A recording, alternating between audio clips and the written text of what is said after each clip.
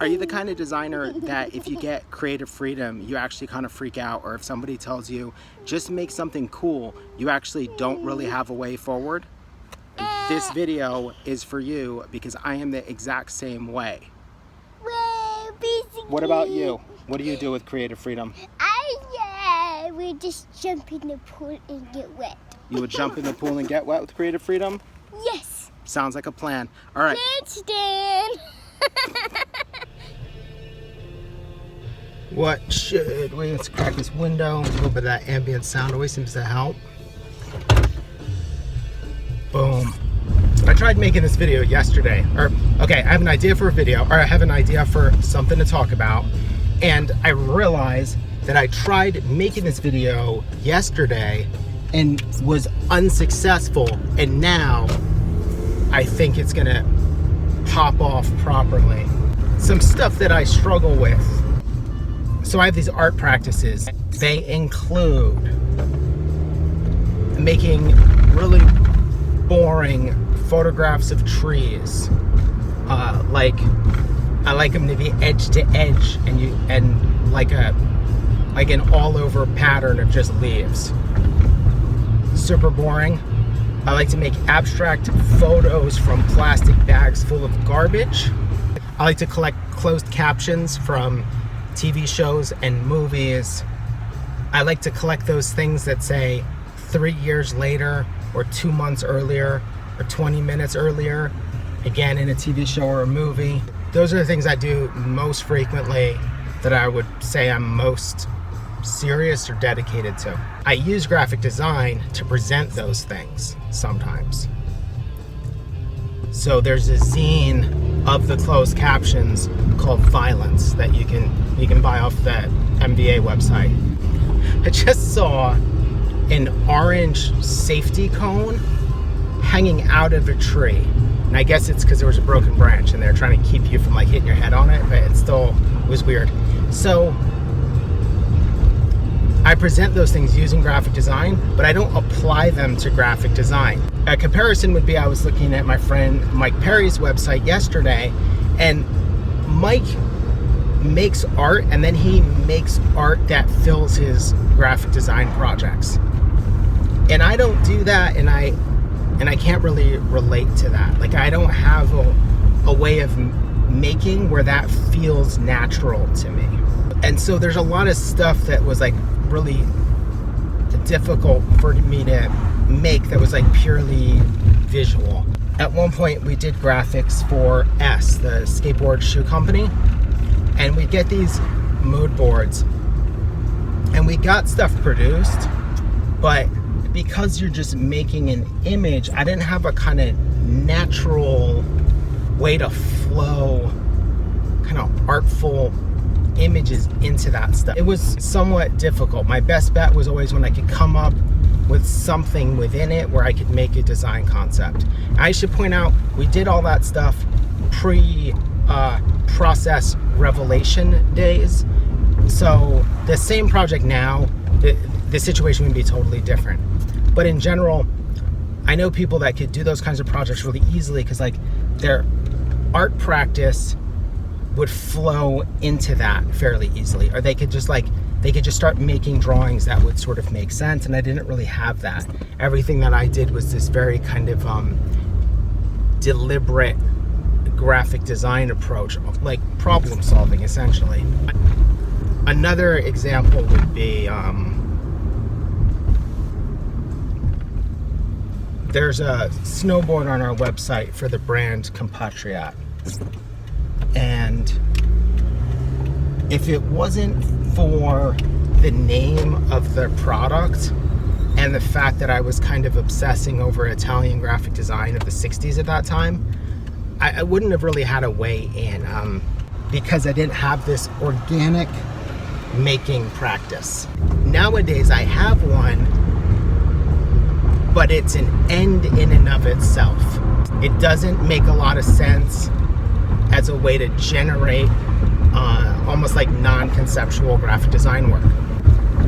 But a thing that has happened that's interesting is that by embracing process and systems and really I say process, what I mean is methodologies, step-by-step actions that generate results within a certain expectation.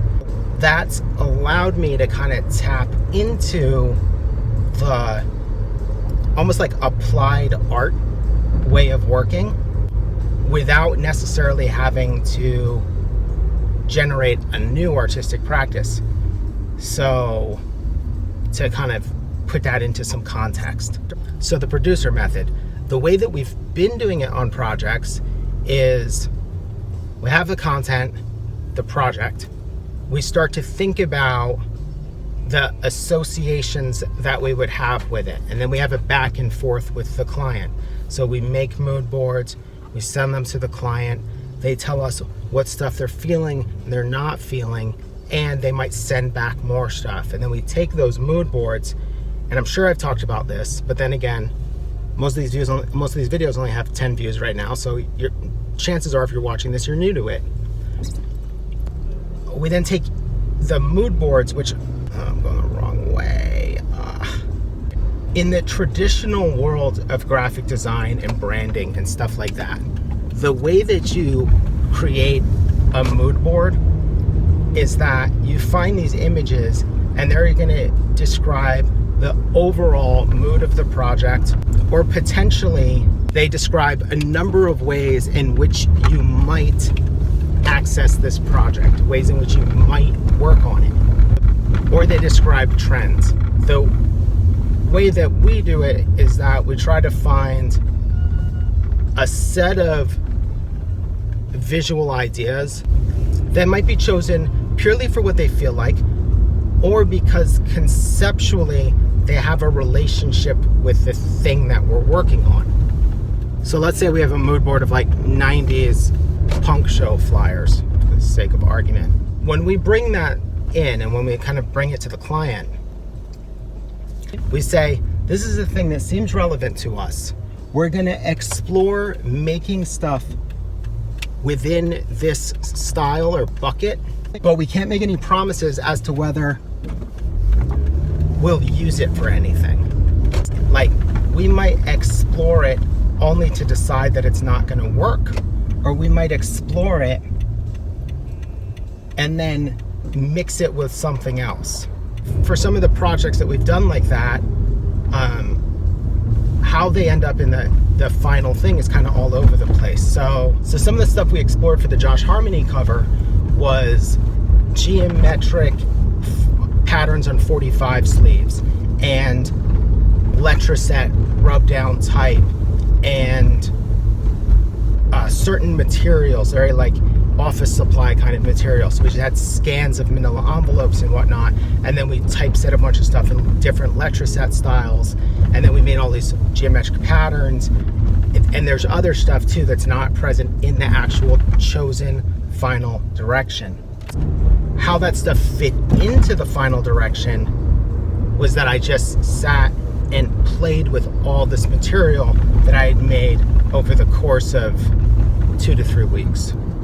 So for the Grain and Expansion CD, what you're seeing in the final design is these photo studies of these kind of 1960s, 70s psychedelic like jazz and funk records. There's 2 of them being used on the package. The reality is there's a InDesign document that's probably got 25 different studies, different ways of constructing it in different images. Then the other thing that's happening is a color overlay effect that was inspired by a kind of broad range of stuff. Like the one thing that stands out to me is I think in the mood board was this Bud Powell record and some kind of library music record, because we were thinking about this idea of filters. And then the typography was in an initial study where we were using the font locator just to make something that was hyper clean and almost pharmaceutical, but new. The interior photo is again just like color overlay. So we pulled a color palette that we're interested in, and then we applied that to these things that we had made. What you don't see in the final design is a whole bunch of versions, or not even versions. What you don't see in the final design is the drawings that we made.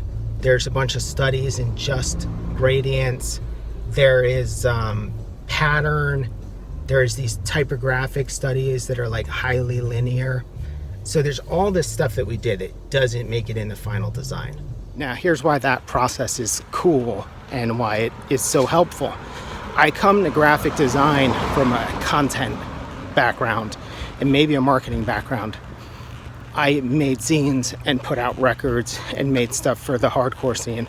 So for me, graphic design is a way of shaping content or transferring it. It wasn't like I went to art school, wanted to paint, and then realized I could make a living. Being that essentially means that I'm very much not a formalist. I started making pure art probably as a result of going to art school, or maybe as a result of realizing that graphic design wasn't totally fulfilling me as a creative person.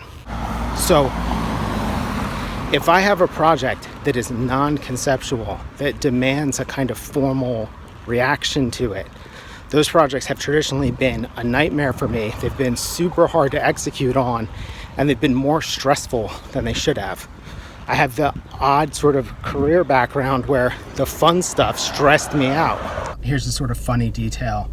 I only know about adjusting the exposure on an iPhone because of my 5-year-old. I watched her, she was taking a picture, and I was like, what are you doing? So that's pretty sad. What the producer method does is it creates a framework or a way for a non-formal designer, a language-based designer. And I think that's how I would describe myself. My interest in sort of brutalist Swiss typography, or even classical typography, is that it reads as writing to me. That's why I like it, or why I'm interested in it. I think, me trying to psychoanalyze myself, who knows how successful I'll be. It always read to me as not that it's neutral, but just that the content is front and center. So what the producer method does is it creates a framework where a predominantly conceptual designer, or a predominantly language-based designer, which is how I would characterize myself, can create formal work. So it leverages all the skills that I've picked up through being a designer, but it gets me out of this location where I have to, even if I have a formal idea, I had to come up with a formal idea. And then the reason those kinds of projects were so stressful was because then I had to do this thing that I naturally was not very good at. So now let's get awesome. One of my general theories is that a lot of designers steal stuff. And this is different than ad agencies stealing stuff.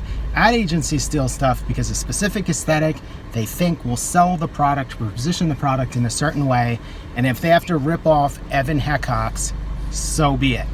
But I think that a lot of designers copy stuff, not because they're unoriginal, but because they don't have a way forward that makes sense. Maybe I'm being way too, what am I being? Maybe I'm being way too forgiving or way too nice. But a couple days ago, I talked about my bad non-format ripoff, right? I didn't have a way forward.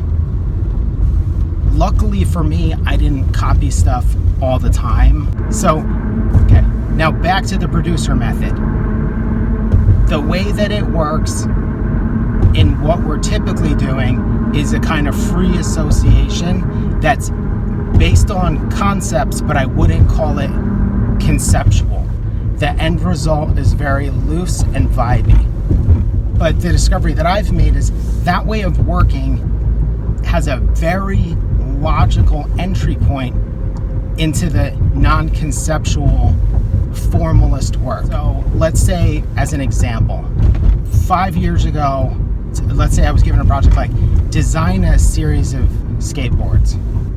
I would have to dig into something in the design, in the skaters' backgrounds or the brand, to find a language-based concept that I could use. There's an S project on our website that's a surveillance photo of it's either Pulaski Plaza in DC or Embarcadero in San Francisco. I can't remember which one.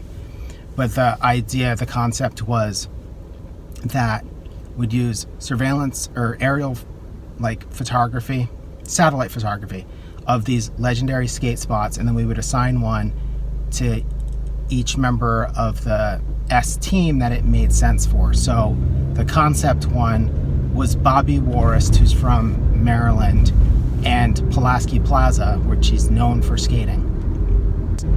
So let's say I got an opportunity today, design a series of skateboard graphics. Okay, what I'm gonna do is pull a bunch of mood boards of stuff that I'm either interested in just because I'm interested in it, or that it imprinted on me really heavily due to some cultural influence. So some examples of that might be SMA Rocco Division stuff from the late 80s, the kind of pastel 80s graphics of Vision, or the first Chris Miller graphic for GNS. Way after that would be S, Alien Workshop, and Habitat ads from the late 90s and early 2000s, kind of hyper-technical, modernist thing. Outside of skateboarding stuff that interests me, I might be looking at Frank Miller's landscape typography from his run of the Daredevil comics, Roy Coleman book covers from Evergreen Press. I feel like that's the thing that I've been interested in, specifically actually the abstractions that he would make. So maybe I'm really interested in very simple cut paper and painting techniques, which might lead me to looking at Franz Klein sketches or Willem de Kooning sketches. I'm trying to think of other stuff that's like really, that I'm really nerding out on. Maybe A.G. Franzoni, super modernist, brutalist kind of type. So I'd probably have like 20 of these mood boards. And then what I'm gonna do is I'm gonna create inside of buckets. I'm gonna make a bunch of these brutalist, modernist layouts, and I'm gonna make a bunch of collages and paintings. I'm gonna make a bunch of stuff that feels like it might belong with that Vision stuff, or I might just work on textures that remind me of it.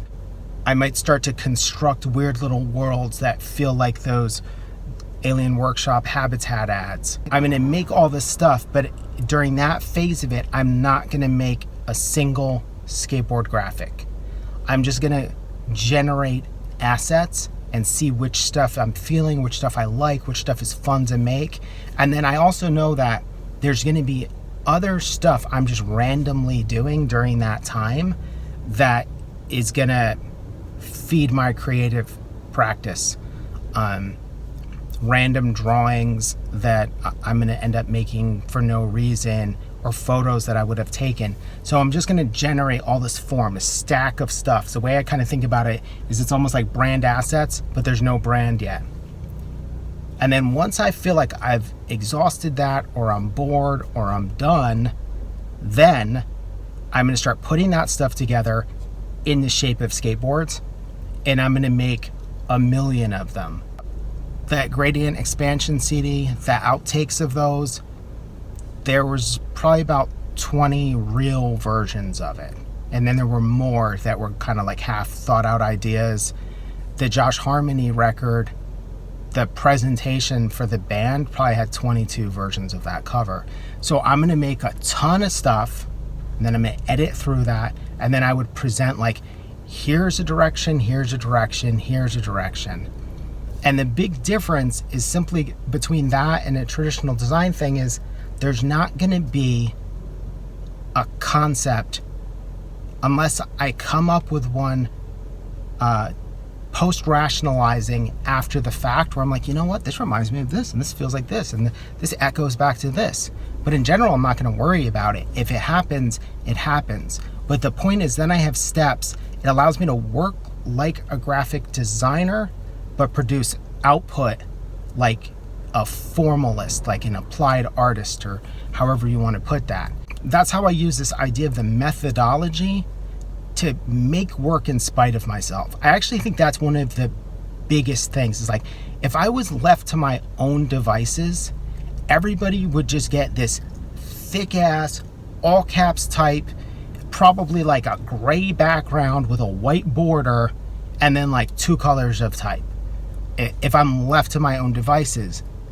But if I invent systems, then those systems get around what I'm gonna do normally, and then I get to where I want to be. Because what I want to do is, when I'm at the end, I want to feel like someone else made it. I know it's really odd, but one of my favorite things is to do things where I feel like I didn't make it.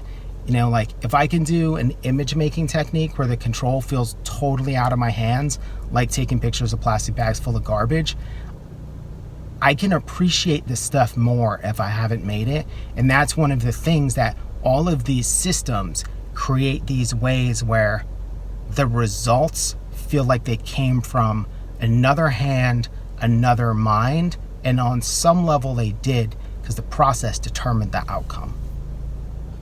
Are you doing way too much? That's what today's video is about. Spreading yourself too thin and paying the price for it. You know, like, are you at this point where your weekends are this mess of anxiety rather than being refreshed, and you're anxious because of the stuff that you've committed to and the stuff you're trying to pull off? Are you the kind of designer that when somebody gives you creative freedom, are you the kind of designer that when somebody gives you creative freak? Stop. Are you the kind of... Okay. Am I the okay. kind of freak? We're gonna do it now. Are you the kind of creative freak? One more time. Okay, we got it. You got it? Nope, you gotta sit. You can't be in the video if you don't sit down. It's going on YouTube. Can you handle that? Yeah. Okay.